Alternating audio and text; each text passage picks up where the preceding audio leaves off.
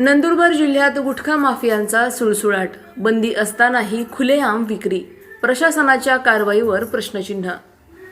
राज्यात गुटखाबंदी लागू असतानाही नंदुरबार जिल्ह्यातील अनेक भागांमध्ये विमलसह विविध प्रकारच्या गुटख्याची खुलेआम विक्री सुरू असल्याचे चित्र दिसून येत आहे। विशेषतः नंदुरबार, शहादा आणि परिसरातील अनेक पानटपऱ्या, किराणा दुकाने तसेच छोट्या विक्रेत्यांकडे सहजपणे गुटखा उपलब्ध होत असल्याने गुटखा माफियांना नेमका कोणाचा आशीर्वाद आहे असा प्रश्न नागरिकांकडून उपस्थित केला जात आहे।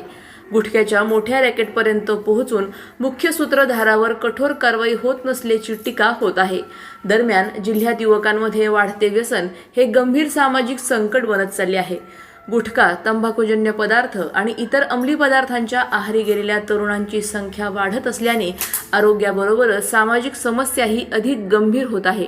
काही वर्षांपूर्वी जिल्हा प्रशासनाने अंमली पदार्थमुक्त जिल्हा करण्याचा निर्धार व्यक्त केला होता।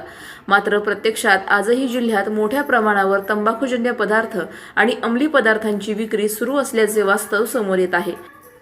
त्यामुळे अन्न व औषध प्रशासन, पोलीस विभाग, महसूल यंत्रणा आणि स्थानिक प्रशासन यांनी समन्वय साधून विशेष मोहीम राबवावी, सीमावर्ती भागातून होणारी अवैध वाहतूक रोखावी, गुटखा माफियांच्या मुख्य साखळीवर धडक कारवाई करावी आणि युवकांना व्यसनमुक्त करण्यासाठी प्रभावी जनजागृती व पुनर्वसन उपक्रम राबवावेत अशी मागणी आता जोर धरू लागली आहे।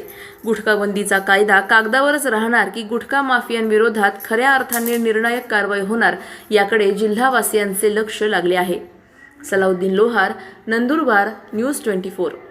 अशाच घडामोडींचा आढावा घेण्यासाठी आजच आपले YouTube चॅनलला सबस्क्राईब करा।